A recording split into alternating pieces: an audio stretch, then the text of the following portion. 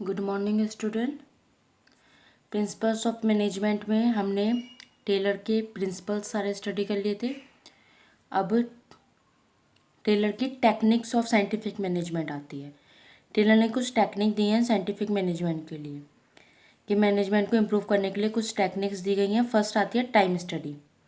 Time study की technique में Taylor ने बोला है कि टाइम स्टडी एक टेक्निक है जो डिटरमाइन करती है standard time taken by a worker of average skill and knowledge to complete a standard task. एक टास्क को कंप्लीट करने के लिए, जैसे एक टास्क दिया गया है कि क्लासरूम में पेंट करना है, तो उसे पेंट करने में एक सीट पेंट करनी है। तो एक सीट को पेंट करने में एक वर्कर, जैसे 10 वर्कर हैं, 10 वर्कर हैं हमारे पास, 10 वर्कर 500 सीट्स हैं टोटल। 500 सीट्स को 10 वर्कर करेंगे। 5 दिन का उन्होंने टाइम बनाया कि वो 5 दिन के अंदर सारा वर्क कंप्लीट कर देंगे। 5 दिन के अंदर वो वर्क कंप्लीट कर लेंगे। और 10 वर्कर हैं हमारे पास, तो एक स्टैंडर्ड टाइम हो गया।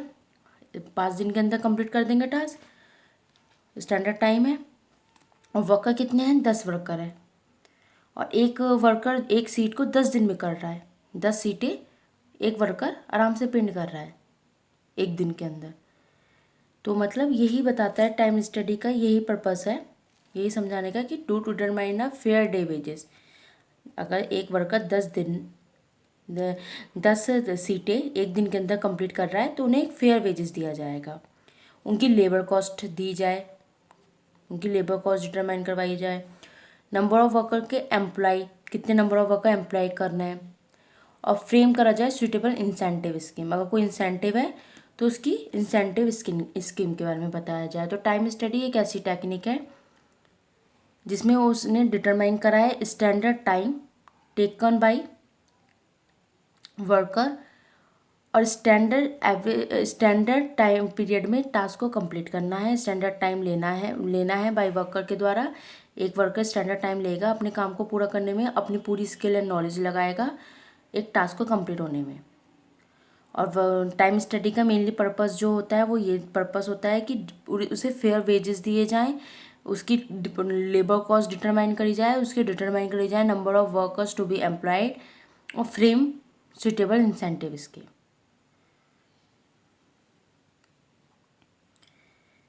जैसे कि 200 रुपये पर डे मिलना है एक वर्कर को काम करने के लिए, और वो 10 सीट्स एक दिन में निकाल रहा है, तो 2000 सीट हो गई। 2000 सीट उसने 200 रुपये एक सीट के लिए मिलना है, और वो 10 सीटें पूरी कर रहा है एक दिन के अंदर। तो 200 × 10 करा तो 2000 रुपये हो गए उसके। और वो 5 दिन में वो काम करेगा तो उसकी लेबर कॉस्ट कितनी आ जाएगी? जब वो 5 दिन काम करेगा उसकी लेबर कॉस्ट आ जाएगी 10,000 रुपये। लेबर कॉस्ट कितनी आ जाएगी? 10,000 रुपये, क्योंकि 200 रुपये उसे पर डे मिलना है। एक सीट, कितनी सीट वो 10 दिन के अंदर कर रहा है? 10 सीटें कर रहा है। ठीक है, 200 रुपये मिलना है उसे एक सीट करने के लिए। एक सीट को कंप्लीट करने के लिए 200 रुपये मिलना है। और वो कितनी सीटें कर रहा है? 10 सीटें कर रहा है, तो उसे कितने रुपये मिल गए? 2,000 रुपये मिल गए। और वो पूरा टाइम 2,000 रुपये मिल गए। अब वो 2,000 रुपये और कितने दिन में काम पूरा कर रहा है? 5 दिन के अंदर। तो उसकी कितनी इनकम बन गई, कितनी लेबर कॉस्ट हो गई उसकी? 10,000 रुपये हो गई। 200 रुपये उसे एक दिन का मिल रहा है, और 10 सीटें वो 200 दिन के अंदर कर रहा है, तो 2,000 रुपये हो गए। और 5 दिन के अंदर उसने पूरा काम कर दिया, तो 10,000 रुपये की उसकी लेबर कॉस्ट बन गई एक वर्कर की, है ना। तो टोटल लेबर कॉस्ट भी दिख गई उसकी, फेयर वेजेस भी उसके दिख गए। और नंबर ऑफ वर्कर कितने एम्प्लॉयड कर रहे हैं, अगर जैसे हमने 10 एम्प्लॉयड लगवाए हैं तो एक वर्कर की 10,000 हो गई, तो पूरे वर्कर्स की 1,00,000 रुपये हो जाएगी। सुइटेबल इंसेंटिव स्कीम भी हो गई, है ना। अगर लेबर्स के ऊपर बात है, क्योंकि एक वर्कर की लेबर कॉस्ट निकल के आई, ये हमने किसका? एक वर्कर का निकाला है कि एक वर्कर अगर 200 रुपये ले रहा है, वो 10 सीटें कर रहा है, तो एक तरीके से 10 सीटों के 200 रुपये हो गए। 500 सीटें थी, तो टोटल 500 सीटों को अगर हम देखें तो 500 × 200 करें, क्योंकि 500 एक सीट के अगर 200 रुपये हैं, तो 500 × 200 कितने हो गए? 1,00,000 रुपये। तो 1,00,000 रुपये की पूरी क्लासरूम में पेंट की काम हो जाएगा। अगर एक क्लासरूम में पेंट करवाना चाहें तो 1 लाख रुपए का पूरा एवरेज बजट बैठेगा, क्योंकि एक वर्कर 200 रुपये ले रहा है, 10 सीटें कर रहा है, 2,000 रुपये। इस तरीके से उसका फेयर वेजेस बन रहे हैं, फेयर डे वेजेस, कि वो फेयर डे वेजेस कितने 200 रुपये ले रहा है, 10 सीटें कर रहा है, मतलब एक सीट के 200 रुपये। और उसकी लेबर कॉस्ट कैसे बन रही है, 5 दिन के अंदर वो काम निपटा रहा है, तो 2,000 रुपये उसके एक दिन के बैठ रहे हैं, 2,000 इंटू 5 दिन तो 10,000 रुपये, तो टोटल उसकी लेबर कॉस्ट ऐसे बैठी।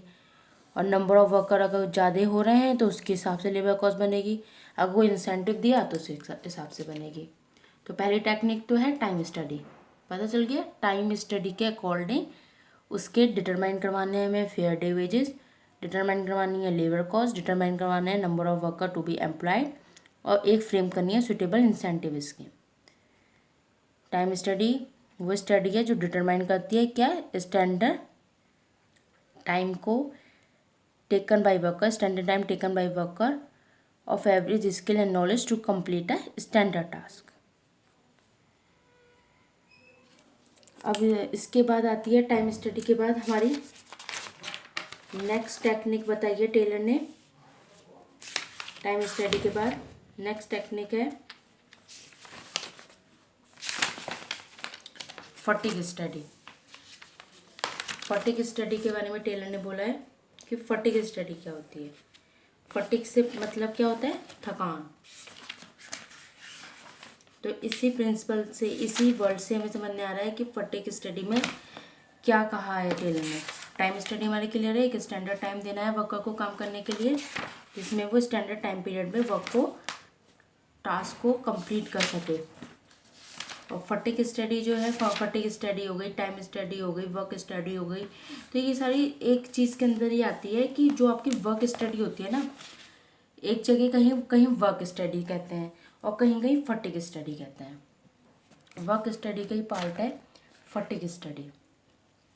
फटीग स्टडी के अंदर टेलर ने बोला है, fatigue study seek to determine the almost and frequency of rest interval required in complete a task. जैसे एक टास्क है तो उसे कंप्लीट करने के लिए 200 दिन चाहिए, 200 दिन चाहिए उसे कंप्लीट करने के लिए, तो 200 दिन का काम 200 दिन चाहिए। अगर एक उसमें 3 शिफ्ट हो रही हैं तो 200 दिन लगेंगे, अगर 2 शिफ्ट हो रही हैं तो 400 डेज लगेंगे। अगर 200 दिन एक टास्क है, अगर वो 200 दिन में कंप्लीट हो रहा है और 3 शिफ्ट में हो रहा है, 4 शिफ्ट में हो रहा है तो 200 दिन लग रहे हैं, और अगर वही टास्क 4 दिन में हो रहा है तो 200 दिन लग रहे हैं। तो ये एक है fatigue study seek to determine the amount and frequency of rest interval required in complete a task. Fatigue study में ये कहा गया है, एक सेट करना है हमें रेस्ट इंटरवल, और एक सेट करना है हमें number of frequency and duration of rest interval. एक वर्कर है, एक वर्क की प्लेस है, एक ऑर्गेनाइजेशन है, वहाँ पे 3 शिफ्ट लगाई गई हैं वर्कर की। 1 shift work get tired, he can again first and third shift. अगर एक शिफ्ट है, एक शिफ्ट में एक वर्कर काम कर रहे हैं तो सेकंड शिफ्ट उसकी नहीं दी जाएगी, थर्ड शिफ्ट दी जाएगी। सेकंड शिफ्ट में उसे इंटरवल दिया जाएगा। पहले शिफ्ट में थोड़े थोड़े से स्मॉल पाउज दिए जाएंगे, थोड़े थोड़े सा वो रेस्ट ले सकता है। पहले शिफ्ट के वक्त में भी थोड़ा सा रेस्ट पीरियड रखा जाएगा, 15 मिनट टू 10 मिनट्स, ठीक है। उसके बाद सेकंड शिफ्ट उसे एकदम से नहीं करनी है, सेकंड शिफ्ट में वो पूरा रेस्ट लेगा, थर्ड शिफ्ट करेगा, क्योंकि उसे स्मॉल ब्रेक इसलिए चाहिए जिससे वो थोड़ा सा अपने आप को फ्रेश अप कर सके वर्क करने के लिए। तो ये फटीग स्टडी जो है वर्क स्टडी का ही पार्ट होता है। फटीग स्टडी, इसमें इस चीज़ पे फोकस किया जाता है कि रेस्ट इंटरवल दिया जाए, फ्रिक्वेंसी रखी जाए रेस्ट इंटरवल के बीच। जैसे 3 शिफ्टें हैं जॉब की, तो 3 शिफ्ट के अंदर पहली शिफ्ट में वर्कर अगर वर्क कर रहा है तो सेकंड शिफ्ट एकदम से नहीं दी जाएगी, थर्ड शिफ्ट में वो वर्क करेगा, सेकंड शिफ्ट में कोई और वर्कर करेगा, और बीच में भी फर्स्ट शिफ्ट में भी थोड़ा थोड़ा सा उसे रेस्ट इंटरवल दिया जाएगा, जिससे वो अपनी जॉब को लॉन्ग टाइम में करने के लिए उसकी कैपेसिटी एफिशिएंसी बनी रहे, थके नहीं वो जल्दी से, फटिग ना हो। उसे उसका जो एक्सपीरियंस होता है, मैनेजर इस एक्सपीरियंस को जानता है कि कितना ही टाइम पीरियड का इंटरवल देना है, 15 मिनट्स का। जैसे ये वर्क की नेचर के ऊपर डिपेंड है। अगर बिल्डिंग बनाने का वर्क है, उसमें 3 शिफ्ट लगा रहे हैं, तो उसके अकॉर्डिंग रेस्ट देना है वर्कर को।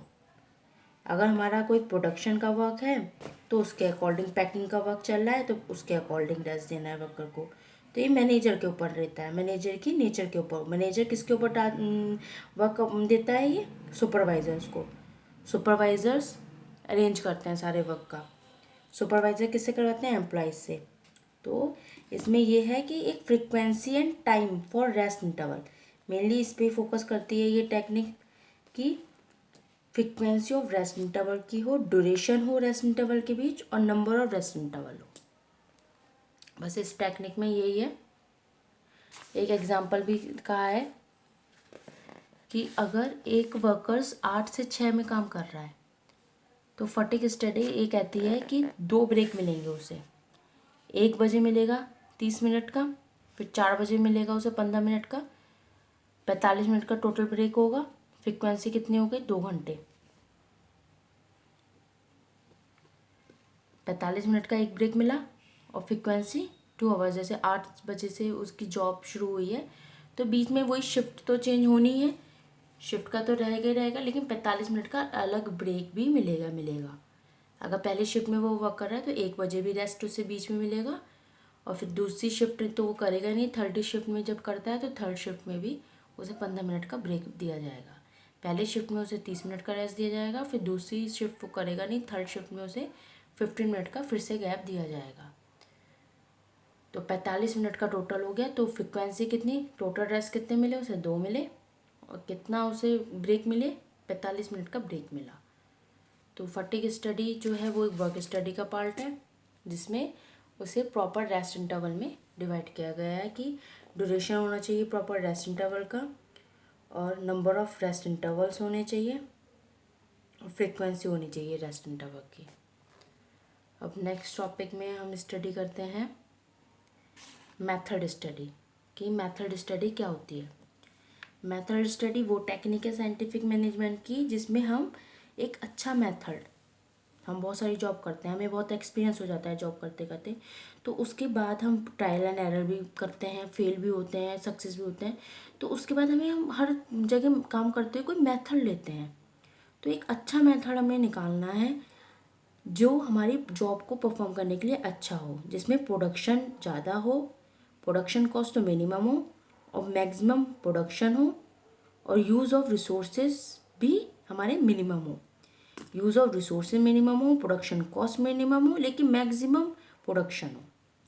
प्रोडक्शन तुम्हारी ज़्यादा हो, use of resources and production cost हमारे मिनिमम हो। तो जिसमें ऐसा हो रहा है तो वो वाला मेथड हमें अप्लाई करना है अपने बिजनेस को सक्सेसफुल बनाने के लिए। अपने जॉब को अच्छे से परफॉर्म करने के लिए हमें एक बेस्ट मेथड लेना है अपनी जॉब को परफॉर्म करने के लिए, जिसमें हमारी प्रोडक्शन तो मैक्सिमम हो, लेकिन मिनिमम कॉस्ट हो प्रोडक्शन की, और मिनिमम यूटिलाइजेशन हो रिसोर्सेज का। मिनिमम यूटिलाइजेशन रिसोर्सेज मतलब प्रॉपर यूटिलाइजेशन करें, कहीं वेस्टेज ना हो हमारे रिसोर्सेज। ये मेथड जो है प्रोडक्शन का वो डिसाइड करता है by rule of thumb. Rule of thumb method में होता है ना, जैसे कि ट्राई करो, error, hit and run method, मतलब बार बार ट्राई करो, फिर प्रैक्टिस, फिर उसके बाद एक बेस्ट मेथड लो। तो वही चीज़ की तरह है ये कि rule of thumb, maximum benefit लेना है तो हमें मिनिमम कॉस्ट लगानी है, और रूल ऑफ थंब की तरह। तो इसमें राइट फ्रॉम प्रोक्यूरमेंट और to materials to the final product. अगर फाइनल प्रोडक्ट उसे बनाने के लिए जितना हम अपनी कम कॉस्ट लगा सकते हैं तो कम कॉस्ट लगाएंगे, कहीं वेस्टेज नहीं करेंगे, प्रॉपर यूटिलाइजेशन करेंगे रिसोर्सेज का, और मैक्सिमम प्रॉफिट अर्न करेंगे। एक ऐसा मेथड लेंगे जो बहुत क्वालिटेबल होगा, जिसमें कस्टमर सेटिस्फिकेशन ज़्यादा हो रहा होगा। तो फिर यहीं पे हमारा ये टॉपिक कंप्लीट होता है। इस एक मतलब एक और क्लियर कर देती हूँ, मेथड स्टडी में एक बेस्ट मेथड लेना है अपनी जॉब को परफॉर्म करने के लिए।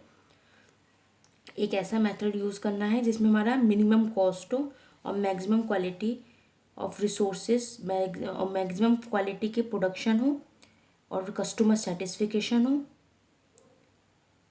और ये एक कॉन्सेप्ट जो है वो रूल ऑफ थंब को भी फोकस करता है कि उसमें जैसे होता था एक बेस्ट मेथड लेना है, तो वही चीज़ है इसमें भी, एक बेस्ट मेथड लेना है, बेस्ट अप्रोच लेना है अपने वर्क को फुलफिल करने के लिए। कंप्लीट होता है यहाँ पे मेथड स्टडी। ये भी वर्क स्टडी का ही पार्ट है मेथड स्टडी। अब उसका ही वर्क स्टडी ही अभी हम पढ़ रहे हैं। वर्क स्टडी का एक प्रिंसिपल टेक्निक है वर्क स्टडी, तो वर्क स्टडी का ही पार्ट है हमारा मेथड स्टडी। और मेथड स्टडी के बाद आता है हमारा फटीग। पहले हमने फटीग स्टडी पढ़ी कि 3 शिफ्ट है, एक शिफ्ट में काम करवाना है, फिर दूसरे में रेस्ट लेना है, थर्ड शिफ्ट में काम करवाना है, बीच में भी 2-2 इंटरवल रखना है कि 30 मिनट का भी गैप लेना है फर्स्ट शिफ्ट में भी, और फिर सेकंड शिफ्ट में तो काम करेगा नहीं, थर्ड शिफ्ट में भी 15 मिनट का रेस्ट देना है। ठीक है, ये तो है ही रेस्ट इंटरवल फर्स्ट में फटीग में। फिर सेकंड हमने पढ़ी मेथड स्टडी, वर्क स्टडी के जो पार्ट है मेथड स्टडी, उसमें भी हमने ये पढ़ा कि एक बेस्ट मेथड लेना है जॉब के लिए, और एक कस्टमर सेटिस्फिकेशन पे फोकस करना है, मिनिमम कॉस्ट करनी है, और मैक्सिमम यूटिलाइजेशन मैक्सिमम प्रोडक्शन करनी है, प्रॉपर यूटिलाइजेशन करना है रिसोर्सेज का। तो ये मेथड स्टडी हो गई हमारी। और उससे टाइम स्टडी एक हमने स्टडी करी थी, ये भी वर्क स्टडी के अंदर ही आता है टाइम स्टडी। टाइम स्टडी में हमने ये स्टडी करा था कि एक टास्क को कंप्लीट करने के लिए उसके फेयर वेजेस देने हैं हमें, और उसकी टोटल लेबर कॉस्ट देनी है, नंबर ऑफ वर्कर्स जो भी जितने कर रहे हैं सुटेबल इंसेंटिव स्कीम देनी है। जैसे एक सीट को काम करने के 200 रुपये लग रहे हैं, तो 10 सीट अगर काम हो रही है तो 2,000 रुपये एक वर्कर के बैठ रहे हैं, और 5 दिन में अगर वो काम करेगा तो एक वर्कर की सैलरी कितनी होगी 10,000 रुपये। अगर हम 10 वर्कर लगाएंगे तो 10 वर्कर की हो जाएगी कितनी, 10,000 को हम 10 से मल्टीप्लाई कर देंगे तो 1,00,000। तो टाइम स्टडी हमारी क्लियर हो गई कि हमें एक स्टैंडर्ड टाइम में स्टैंडर्ड टास्क को उसकी फुल स्किल एंड नॉलेज से कंप्लीट करवाना है। फटीग स्टडी में हमारा सेकंड हमने पढ़ा फटीग स्टडी। फटीग स्टडी में क्या था कि एक इंटरवल देना है 3 शिफ्ट में, और मेथड स्टडी में क्या था, मेथड स्टडी में प्रॉपर मेथड होना चाहिए एक वर्क को कंप्लीट करवाने के लिए, अपने टास्क को कंप्लीट करवाने के लिए प्रॉपर मेथड अप्लाई करेगा जिससे उसका टास्क कंप्लीट होगा। बेस्ट वे ढूंढना है मेथड का जिसमें मिनिमम कॉस्ट हो और मैक्सिमम प्रोडक्शन हो। तो तीनों मेथड क्लियर हो गए। ये किसके अंदर पार्ट आना है, वर्क स्टडी। अब हम नेक्स्ट टॉपिक नेक्स्ट वीडियो के लिए स्टडी करेंगे।